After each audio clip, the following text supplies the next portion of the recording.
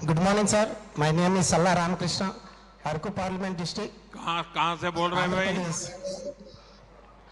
मुझे हाँ दिखाई दिया। हाँ बोलिए। नमस्ते नमस्ते सर, माय हाँ नेम इज सल्ला मैं रामकृष्ण सर, स्क्रीन पे आपको अरकू देख रहा हूँ। पार्लियामेंट डिस्ट्रिक्ट, एक आराम से आंध्र फिर से प्रदेश। बताइए, जरा आराम से सवाल बताइए।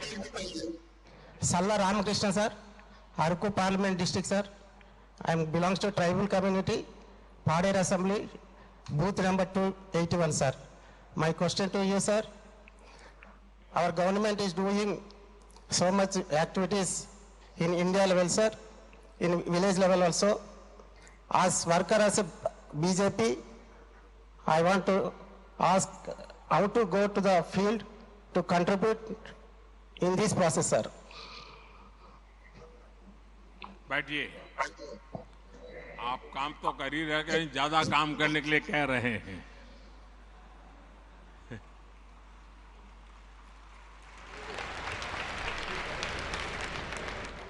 देखिए, कार्यकर्ता के दिल में और ज्यादा काम करने की भूख होना, ये भी बहुत बड़ी ताकत है। आंध्र गारू को मेरा अभिनंदन।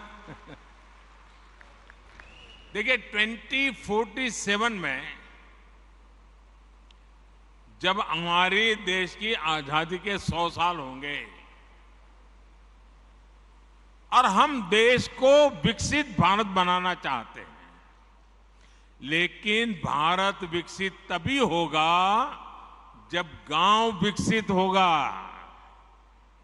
और इसलिए हर गांव का संकल्प बनना चाहिए कि 2047 के पहले हमें अपना कार्य क्षेत्र, गांव होगा, पंचायत होगी, नगर होगा, महानगर होगा, हमें उसे भी डेवलप बनाना है, समस्याओं से मुक्त करना है। और इसके लिए छोटे छोटे प्रयास ही बहुत बड़ी असर दिखा सकते हैं। जैसे कि हमारा गांव कैसे हरा भरा हो, कैसे गांव में स्वच्छता को लेकर हम अलग अलग कार्यक्रम शुरू कर सकते हैं, हम गांव में सोलर को कैसे बढ़ाएं, सोलर एनर्जी की गांव में कैसे आदत डालें। आज भारत सरकार सोलर एनर्जी पर इतना जोर दे रही है, हमारे भाजपा बूथ कार्यकर्ता ये ठान ले कि अगर किसी गांव में 100 घर है तो अगले 2 साल में वहां सौर ऊर्जा का ज्यादा से ज्यादा उपयोग हो। हमारे किसान हो, उनको समझाएं, सोलार पंप का उपयोग करिए, आपका पैसा भी बच जाएगा। ज्यादा से ज्यादा लोग कैसे सोलार लगवाए, हम उनको प्रेरित करें। काम सरकार का नहीं है, जनता जनार्दन में ले जाने का एक सकारात्मक तरीका है। उसमें बैंकों से जो कैसे मदद मिलती है, उनको बैंकों से मदद कैसे दिलवाए, आर्थिक सहयोग बैंकों से मिलता है, उन तक कैसे पहुंचे, उनको इनकी जानकारियां हम कैसे दें। आप जानते हैं, केंद्र सरकार के प्रयासों से स्कूलों में ड्रॉप आउट रेट बहुत तेजी से कम होता जा रहा है। लेकिन फिर भी भाजपा कार्यकर्ता ये सोचे कि मैं जिस बूथ में काम करता हूं वहां कोई ड्रॉप आउट नहीं होगा, बेटा हो या बेटी 100% पढ़ेंगे, इसके लिए मैं काम करूंगा। मुझे बताइए, भाजपा के कार्यकर्ताओं को काम करना चाहिए कि नहीं करना चाहिए? आपका बूथ मजबूत होगा कि नहीं होगा?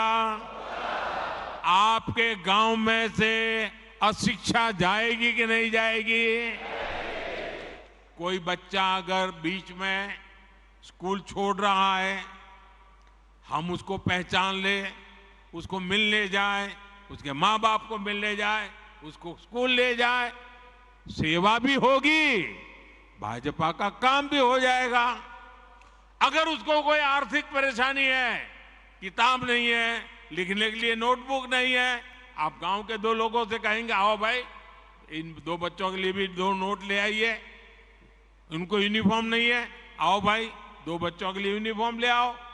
आप देखिए धीरे धीरे आप परिवर्तन ले आएंगे। अब कुछ बच्चे कुपोषित होते हैं, हम गांव के अंदर कुपोषण कैसे मिटा सकते हैं? मैंने अभी बताया मेरा मणिनगर का अनुभव। हम गांव के लोगों को ले जा सकते हैं। इतना ही नहीं, किसी को कहेंगे भाई जन्मदिन आंगनवाड़ी में मनाओ, आपके पिताजी की मृत्यु की तिथि है आंगनवाड़ी में मनाओ, आपकी शादी की सालगिरह है आंगनवाड़ी में मनाओ, घर से कुछ बना करके ले आओ, चलो इन 30-40 बच्चे होते हैं खिलाओ, कुपोषण भी जाएगा और उनको अपना जन्मदिन मनाने का आनंद भी आएगा। मैं मानता हूं कि हमने ऐसे तरीके ढूंढने चाहिए। और जितने जैसे जहां पर डेयरी का काम है वो दूध इकट्ठा कर करके पिला सकते हैं। मैं समझता हूं कि यही तरीके होते हैं जिन तरीकों से हम बहुत तेजी से आगे बढ़ सकते हैं। और मैं मानता हूं इसका आदत लोगों को भी लगेगा, ऐसा नहीं है कि नहीं लगेगा। और इसलिए मेरा आग्रह है कि हम इन बातों को ज्यादा महत्व दें। अपने गांव के अंदर इसी प्रकार के काम को, अब जैसे अंकुरित मूंग होता है, अंकुरित चना होता है, अपने घर में करें 100 ग्राम, इतना अंकुरित हो जाएगा। आपने वहां बांट दिया आंगनवाड़ी में, आंगनवाड़ी के बच्चों का कुपोषण से लड़ाई लड़ने की ताकत आएगी, पोषण बढ़ेगा। देखिए सरकार की योजनाओं से ज्यादा समाज की शक्ति जुड़ जाती है तो निश्चित परिणाम अवश्य मिलते हैं। और हम चाहते हैं कि 2047 भारत को विकसित बनाना है, तो ऐसी हर छोटी चीजों को, हर समस्या से हमें मुक्ति लेनी है। वो और मुक्ति हम लाएंगे तो हम परिणाम लाएंगे। आप जानते हैं कि देश में नई नेशनल एजुकेशन पॉलिसी बनी है। उसमें एक बात कही गई है कि बच्चों को प्रैक्टिकल नॉलेज, पढ़ाना कम, सीखना ज्यादा, टीचिंग नहीं लर्निंग। ये जब आया है, क्या कभी हम जाएं स्कूल में और मास्टर जी से बात करें कि चलो आज बच्चों को हम जरा बाहर ले जाते हैं, मैं भी साथ में आता हूं और बच्चों को बताएंगे, देखिए भाई बरगद का पेड़ कौन सा है, चलो देखो, नीम का पेड़ कहाँ है, देखो, चलो ढूंढ के लाओ कौन सा पेड़ है, फूल है तो कौन सा फूल है। बच्चों की पढ़ाई भी हो जाएगी। कभी कोई कुम्हार होगा गांव में, चलो भी आज कुम्हार के घर जाएंगे, वो मिट्टी को कैसे काम करता है, मिट्टी में से घड़ा कैसे बनाता है। यानी स्कूल तो जो करती होगी, लेकिन मेरा बूथ का कार्यकर्ता उसके साथ जुड़ जाता है तो उन बच्चों के जीवन में भी बदलाव आता है। और नई एजुकेशन पॉलिसी, हमारी नेशनल एजुकेशन पॉलिसी अपने आप लागू हो जाती है।